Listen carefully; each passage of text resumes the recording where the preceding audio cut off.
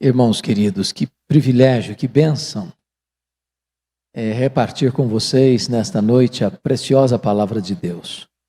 O texto que nós vamos ler é Daniel, profeta Daniel, capítulo 12. Profeta Daniel, capítulo 12, versos de 1 a 13.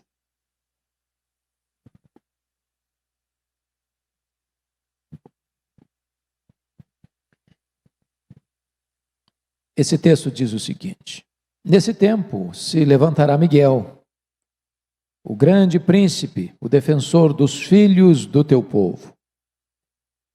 E haverá tempo de angústia, qual nunca houve, desde que houve nação até aquele tempo.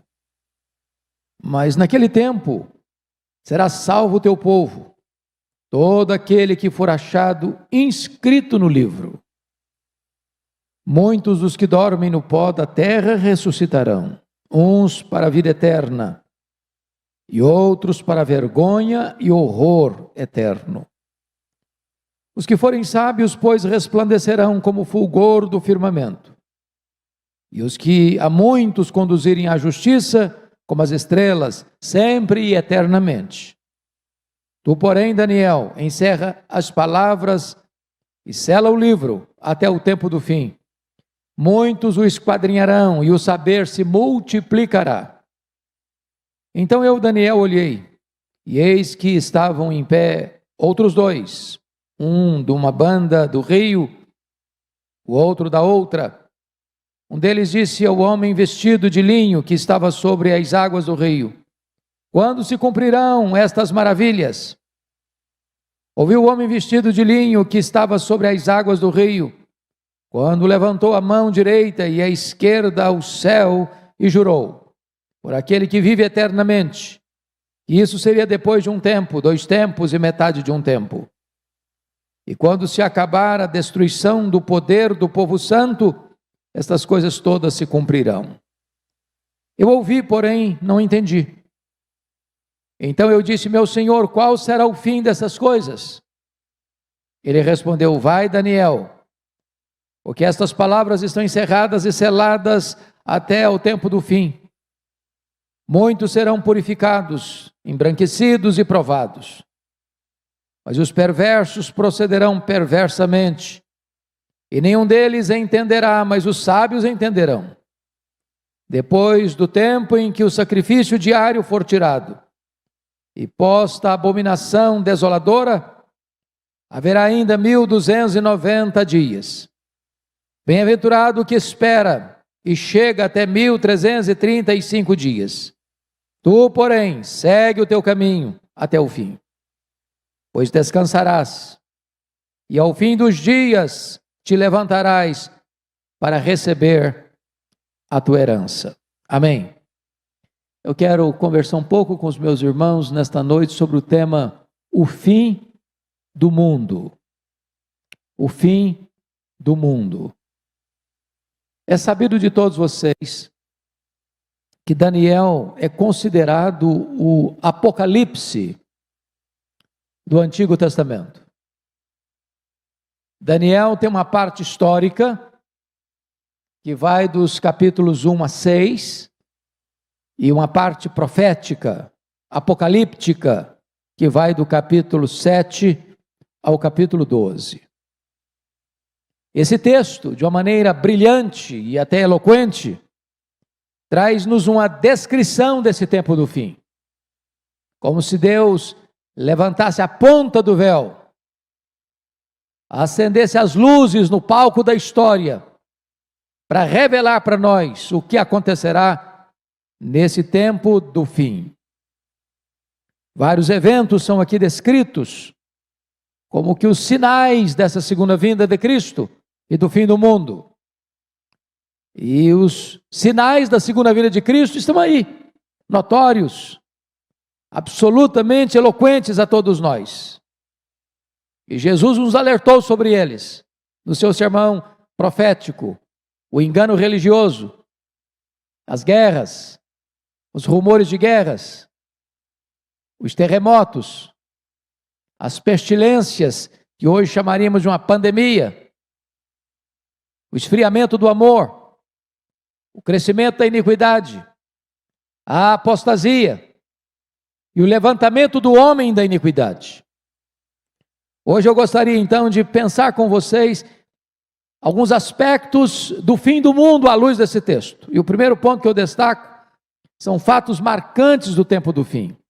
Então, com a Bíblia aberta comigo, vamos ver algumas coisas. Primeiro, uma descrição da grande tribulação, no verso 1. Nesse tempo se levantará Miguel, o grande príncipe, o defensor dos filhos do teu povo, e haverá tempo de angústia qual nunca houve, desde que houve nação até aquele tempo. Irmãos amados, esse tempo, quando diz nesse tempo, ele está em andamento num assunto que vem tratando desde o capítulo 7,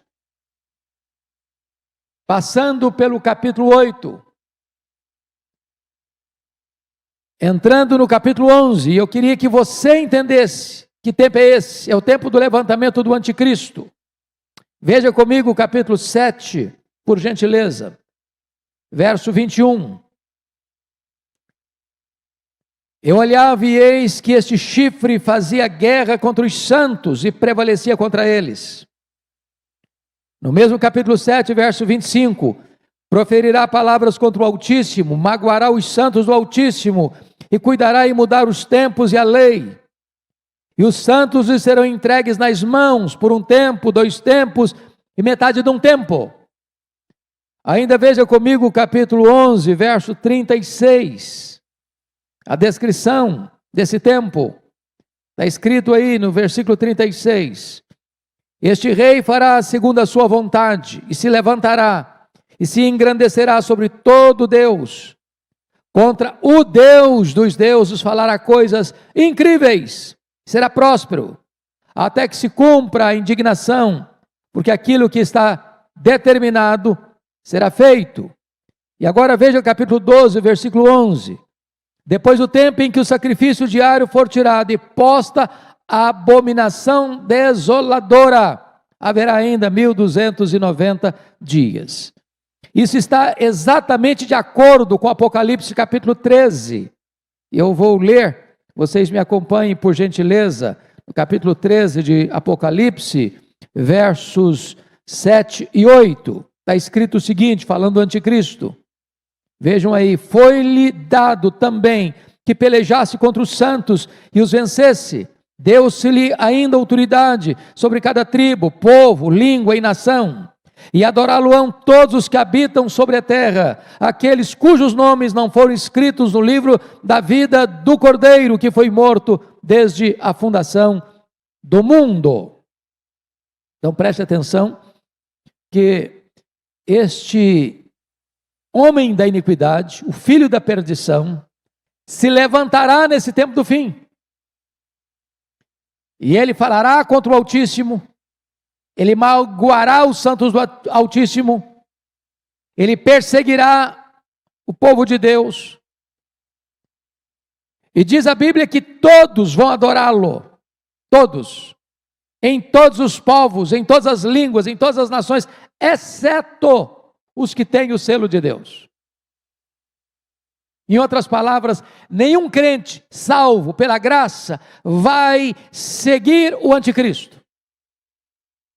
Nenhum crente cujo nome está escrito no livro da vida e que tem o selo do Espírito Santo vai se desencaminhar seguindo o anticristo nesse tempo do fim. Mas vejam vocês, em segundo lugar, a singularidade desta grande tribulação.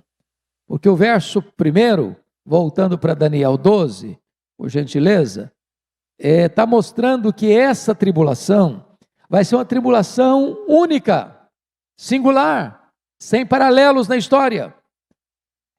O sofrimento vai ser crudelíssimo.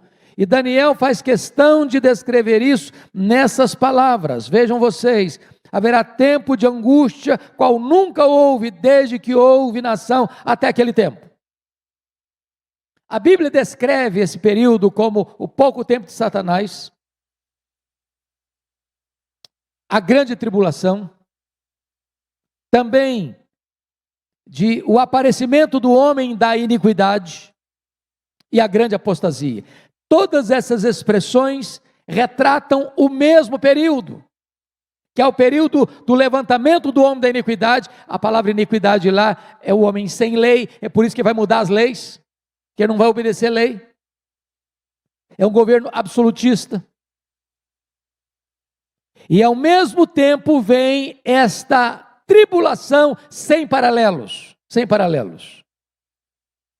Mas em terceiro lugar, olha comigo por gentileza, uma descrição do grande livramento do povo de Deus no verso 1 ainda. Mas, olha aí, naquele tempo será salvo o teu povo. Vejam vocês que está aqui o livramento. A igreja não vai ser recolhida antes da tribulação, mas vai ser recolhida de dentro da tribulação. A igreja passará por esse momento de grande angústia, mas ela será arrancada. E aqui faz menção a Miguel, mas no sermão profético de Jesus Cristo, os anjos vão recolher os santos de todos os quadrantes da terra. Todo aquele que foi regenerado pelo Espírito Santo, é selado pelo Espírito Santo, tem seu nome escrito no livro da vida. Quando o anjo do Senhor vier na segunda vinda de Cristo, ele vai recolher como se recolhe o trigo para o celeiro, e a palha, os ímpios serão destruídos, não no sentido de não existirem mais, aniquilados, mas no sentido de que nunca verão a salvação de Deus. Então o povo de Deus será não poupado da grande tribulação, mas será poupado na grande tribulação. Mas notem mais uma coisa, irmãos, uma descrição aí da salvação pela graça, porque o texto está mostrando para nós, no verso 1 ainda, mas naqueles tempos será salvo o teu povo, todo aquele que for achado inscrito no livro. Como é que se tem esse nome escrito no livro? Merecimento? Obras? Sacrifício pessoal? Não. A única condição para você ter o seu nome escrito no livro da vida é quando você crê no Cordeiro de Deus, no Filho de Deus. Todos aqueles que creram e têm o selo de Deus, têm seu nome escrito no livro da vida. Isso é melhor do que ter dinheiro. Isso é melhor do que fazer fortunas. Isso é melhor do que ser poupado da Covid. Isso é melhor do que sucesso profissional. Isso é melhor do que qualquer vantagem desta vida. Quando os discípulos voltaram numa grande campanha evangelística de libertação dos oprimidos, alegres, felizes, dizendo: até os demônios se nos submetem, Jesus, alegrai-vos antes, porque o vosso nome está escrito no livro da vida. Bendito seja Deus. Temos a salvação gratuita pela graça em Cristo Jesus, nosso Senhor. Pois bem, amados, lá na cena do juízo final, Apocalipse 20:15, está escrito: se alguém não foi achado inscrito no livro da vida, esse foi lançado para dentro do lago do fogo. Em outras palavras, só tem dois tipos de pessoas no mundo: não é rico e pobre, não é direita e esquerda, politicamente, ideologicamente falando, não é doutor e analfabeto. Só tem dois tipos de pessoas: aquelas que têm o nome escrito no livro da vida e aquelas que não têm o nome escrito no livro da vida. Aquelas que estão salvas pela graça e aquelas que são condenadas pelos seus pecados. Não tem uma segunda categoria, uma terceira categoria. Pois bem, meus amados irmãos, essas pessoas cujo nome estão no livro da vida são aquelas pessoas a quem Deus amou. São aquelas ovelhas que ouviram a voz do pastor. São aquelas pessoas que creram e receberam a vida eterna. São aquelas pessoas que foram seladas com o Espírito Santo da promessa. Portanto, note isso: o dia da derrota do anticristo é o dia da vitória triunfal da igreja de Deus. Bendito seja o Senhor. Mas agora vejam comigo o verso 2, que Daniel vai fazer uma descrição da ressurreição geral dos salvos e dos perdidos. Vejam aí comigo o verso 2. Muitos dos que dormem no pó da terra, entendendo que esta é uma linguagem da língua hebraica, onde você usa muitos como um símbolo de todos. E obviamente ele está dizendo que todos os que morreram, ou seja, todos aqueles que não estiverem vivos quando Jesus voltar, todos aqueles que morreram até a segunda vinda de Cristo, todos estes que dormem no pó da terra, ressuscitarão, uns para a vida eterna, outros para a vergonha e horror eterno. É claro que esta linguagem de dormir é uma linguagem bíblica, uma metáfora bíblica muito comum no Novo Testamento, sobretudo em 1 Coríntios capítulo 15. Não é uma referência à alma, a alma não dorme. Quando uma pessoa morre, se ela é crente em Cristo, a alma dela vai imediatamente para o céu, gozar das venturas do céu. Se ela não é crente, não é salva, ao morrer, a alma dela vai imediatamente para o inferno, sofrer as penalidades do inferno. Está lá em Lucas 16. Então, dormir é uma metáfora que descreve o corpo, porque nós chamamos isso de estado intermediário, que vai da morte à ressurreição. Então, o corpo que foi feito do pó, é pó, volta ao pó. Dormindo porque esse corpo não vai ficar para sempre na sepultura, ele vai ressuscitar, uns para a ressurreição da vida, outros para a ressurreição da condenação eterna. Então vamos ver aqui no verso 2 algumas coisas. Primeiro, o fato da ressurreição. Prestem bem atenção. Muitos do que dormem no pó da terra ressuscitarão. Todos ressuscitarão. Se você puder fazer um cruzamento de referência, talvez valesse a pena, e é importante fazer isso agora. Vá comigo para João capítulo 5, versos 28 e 29.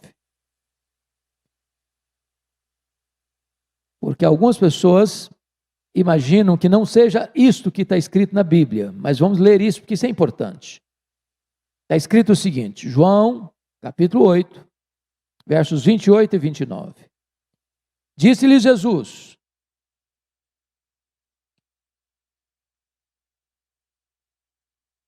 não, desculpe, irmãos. 5, 28 e 29. Obrigado, Arival. 5, 28 e 29. Não vos maravilheis disto, porque vem a hora em que todos os que se acham nos túmulos ouvirão a sua voz e sairão. Os que tiverem feito o bem, para a ressurreição da vida, os que tiverem praticado o mal, para a ressurreição do juízo. Então tem duas ressurreições, para a vida, a ressurreição da vida e a ressurreição do juízo. Se darão no mesmo dia, no mesmo ato.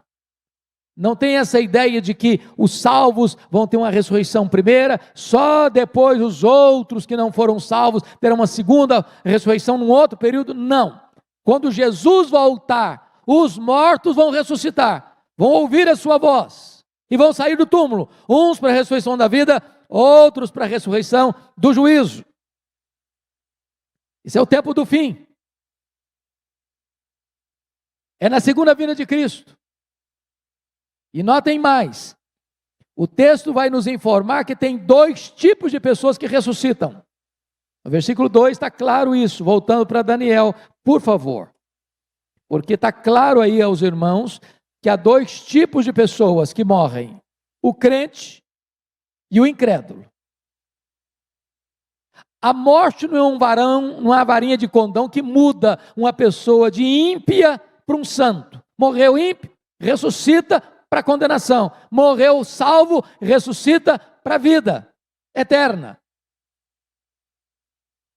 Porque às vezes você escuta em funeral, a pessoa morreu na impiedade, já promove a pessoa, faz de conta que a pessoa é uma santa, piedosa e está salva. Não, a morte não muda ninguém. Por isso que a decisão é em vida, é agora. Ao homem está ordenado morrer uma só vez, vindo depois disso o juízo. Então, vejam comigo, amados irmãos, o que Daniel está claramente pontuando aí no versículo 2. Por favor. Muitos que dormem no pó da terra ressuscitarão, uns para a vida eterna e outros para a vergonha e horror eterno. Então note você que esse negócio de achar que vai ter aniquilamento, que morreu ímpio, acabou, não existe mais, isso é bobagem. A Bíblia não ensina isso. Existe bem-aventurança eterna e existe condenação eterna. Está posto e está claro. Muito bem, amados. Vamos ver uma outra coisa importante. A recompensa dos salvos no verso 3. Os que forem sábios, pois, resplandecerão como o fulgor do firmamento, e os que a muitos conduzirem à justiça, como as estrelas, sempre e eternamente. O sábio é aquele que discerne, aquele que leva a palavra de Deus, aquele que prega a palavra de Deus, está descrito aí como aquele que vai levar essa mensagem, conduzindo muitos à justiça. Esses vão receber um galardão especial, que Daniel descreve aqui em termos de luz, de brilho, de fulgor. E parece-nos que Paulo pega essa mesma imagem para dizer que na ressurreição dos mortos vai ser assim, vai ser como os astros. O sol tem a luz do sol, tem a luz da lua, tem a lua das estrelas. Até entre estrela e estrela há diferença de esplendor. Assim também será a ressurreição dos mortos. Então entenda isso.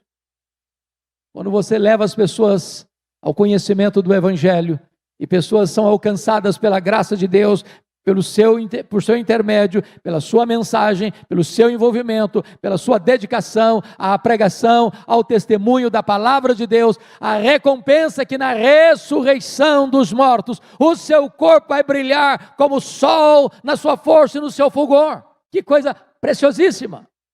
Nas palavras do apóstolo Paulo, este corpo será um corpo poderoso, glorioso, semelhante ao corpo da glória do Senhor Jesus Cristo. É recompensa para os salvos. Mas há outra coisa importante que eu quero destacar, que é a credibilidade da palavra profética no verso 4. Tu, porém, Daniel, encerra as palavras e sela o livro até o dia do fim. Muitos o esquadrinharão e o saber se multiplicará. Chama a sua atenção para um ponto aqui. Porque muita gente pensa que essa ideia de selar o livro é que esse livro está tão hermeticamente fechado que ninguém vai entendê-lo. Não é isso que Daniel está dizendo. Encerra as palavras e sela o livro, ele está se referindo a um costume persa. Quando uma obra era concluída, quando um livro era concluído, ele era copiado, um livro copiado e colocado a público. Então se selava com uma cópia e colocava esta cópia selada, ou seja, o livro foi concluído, o livro está totalmente escrito, e enquanto então ele era selado e colocado numa biblioteca para o uso público. Esta é a ideia, para as futuras gerações. É por isso que você vai numa biblioteca para fazer uma pesquisa, ou hoje você entra num Google para fazer uma pesquisa. Quando alguém escreveu algo, concluiu essa obra, ela fica então pronta para consulta, para exame, para que as pessoas possam ir a ela e aprender dela. O que Daniel quer dizer para nós é que a história já está traçada, Deus já está mostrando o fim, Deus está lá no fim, e Deus está mostrando para nós agora como será o fim. A profecia tem credibilidade. Esse é o ponto que nós queremos aqui descrever. Não é que a palavra profética é fechada, é hermética, impenetrável, não. O livro de Daniel é como que um farol para nós na história da humanidade, para compreendermos o tempo do fim. Mas veja outra coisa importante. A descrição do avanço do conhecimento no tempo do fim. Essa é uma das profecias mais incríveis da Bíblia sobre a segunda vinda de Jesus. Olha aí comigo o verso 4, finalzinho. Ele diz, e o saber se multiplicará. Só para relembrar algumas coisas para vocês, como nós estamos nesse tempo do fim, irmãos. Em 1822, quando a dona Leopoldina precisou mandar um recado do Rio de Janeiro para Dom Pedro I em São Paulo, qual foi o meio de comunicação mais rápido que ela encontrou? Um cavalo de corrida. Para vocês terem uma ideia, o grande Isaac Newton, grande cientista, profetizou que chegaria um dia em que o homem caminharia a estonteante velocidade de 60 quilômetros por hora. E Voltaire disse: você está louco. E hoje você anda em avião supersônico. E hoje, na ponta dos seus dedos, você fala com o mundo. A multiplicação do saber, há algum tempo, demorava de 200 em 200 anos para dobrar o conhecimento. Hoje se dobra de 2 anos e meio em 2 anos e meio. E esse sinal, irmãos, aponta para nós com vívida eloquência que Jesus está às portas.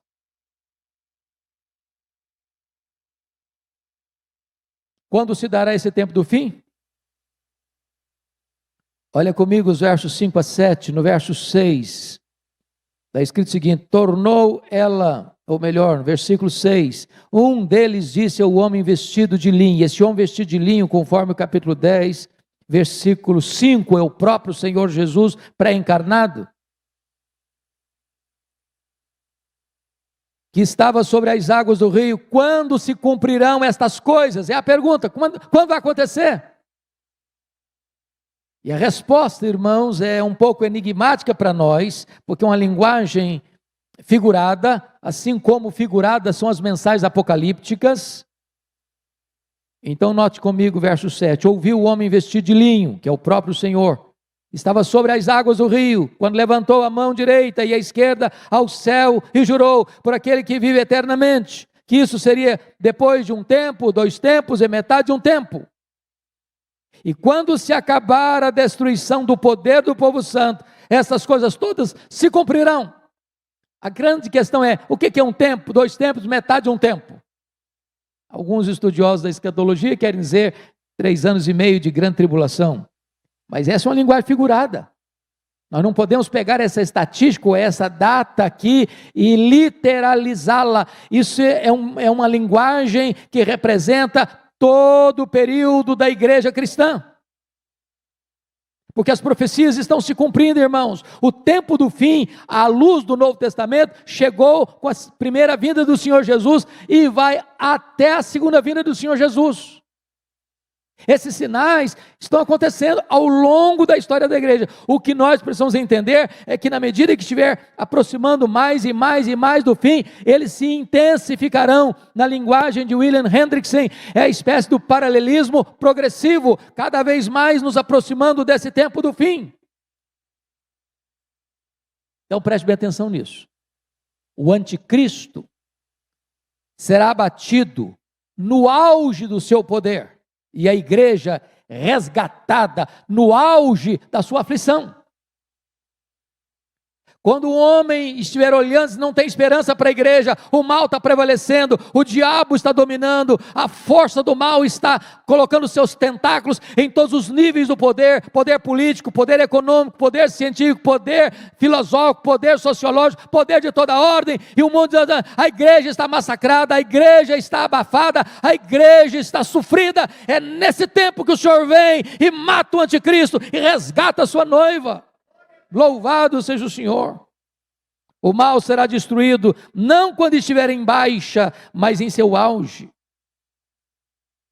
Mas é uma pergunta solene sobre os estágios finais do tempo do fim. Daniel recebe a revelação no versículo 8, vejam vocês, e não entende. Eu ouvi, porém não entendi. Então eu disse, meu Senhor, qual será o fim destas coisas? Ele respondeu, vai Daniel, porque essas palavras estão encerradas e seladas até o tempo do fim. O livro está escrito. Lembra lá de Apocalipse capítulo 5? Por dentro, por fora, de todo selado com 7 selos. Quem vai decifrando a história é o próprio Senhor Jesus, é Ele que venceu para abrir o livro e desatar os selos. A história, irmãos amados, sem a intervenção de Cristo, não faz sentido. É Ele quem vai abrindo os selos. E quando se abre os selos, é a perseguição à igreja.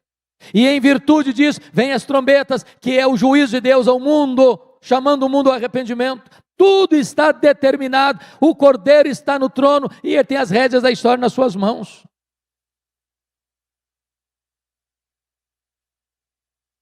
Agora preste atenção nisso.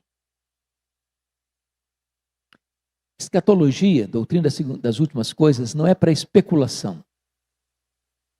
Tem muita gente que discute o tempo do fim, quando na verdade a igreja precisa se preparar para o tempo do fim.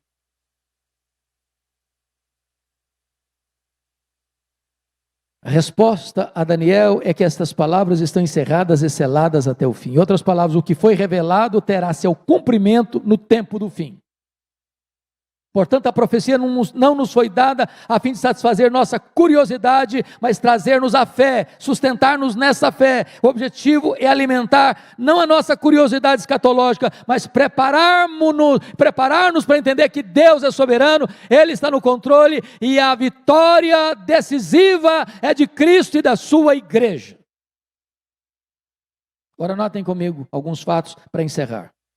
Primeiro, a perseguição, em vez de destruir a igreja, irmãos, vai purificar a igreja. Olha o verso 10 comigo. Muitos serão purificados, embranquecidos e provados. Mas os perversos procederão perversamente, e nenhum deles entenderá, mas os sábios entenderão. O mundo, o diabo, nunca conseguiram destruir a igreja. Nunca, nunca, nunca. Jogar os crentes às feras, queimar os crentes vivos, crucificar os crentes, torturar os crentes, colocar os crentes nos paredões de fuzilamento. Quanto mais sangue derramado, mais a igreja crescia.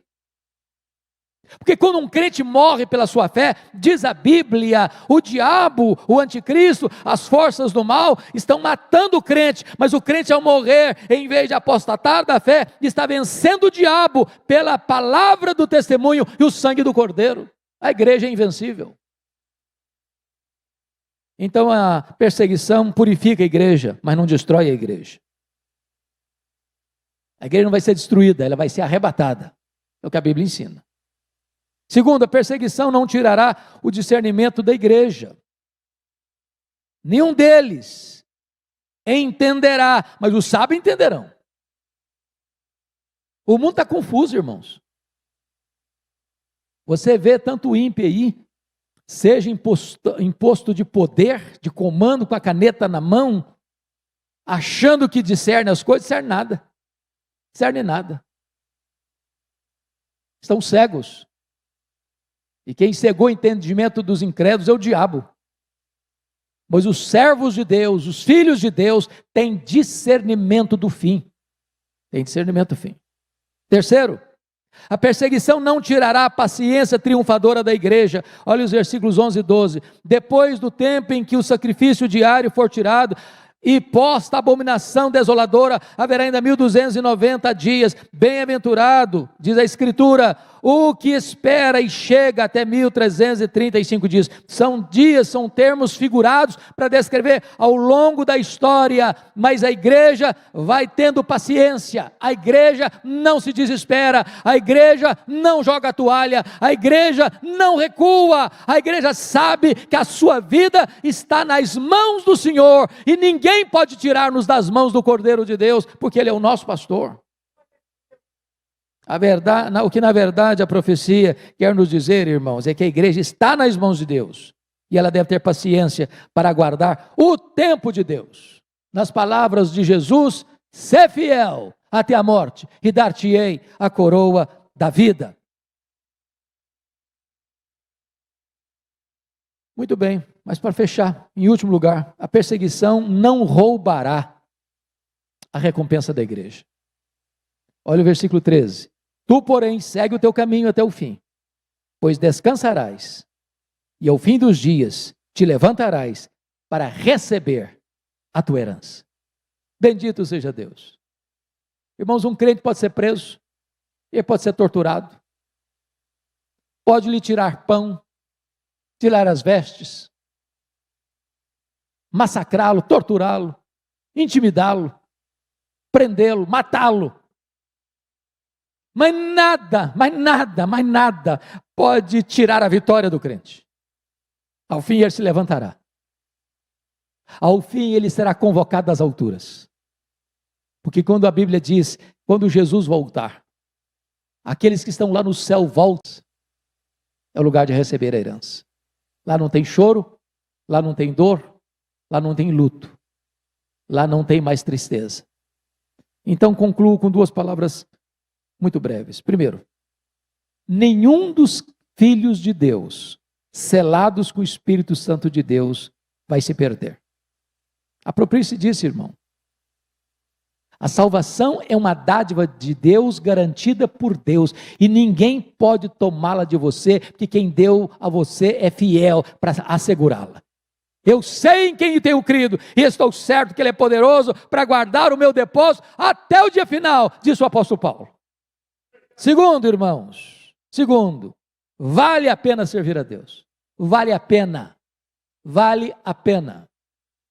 Até um copo d'água que você der para alguém em nome de Cristo, não ficará sem galardão. E se você usar os recursos que Deus lhe deu, se você usar o tempo que Deus lhe deu, se você usar os dons que Deus lhe deu, se você usar os talentos que Deus lhe deu, e falar de Cristo e levar muitos à justiça, no dia da ressurreição, o seu corpo vai brilhar, como brilha os astros do firmamento, e você terá um corpo semelhante ao corpo da glória do Senhor Jesus. Nós não temos medo do fim. Ao contrário, nós aguardamos, como que na ponta dos pés, a volta do nosso glorioso Salvador, dizendo: Maranata, ora vem, Senhor Jesus. Que Ele nos abençoe. Amém.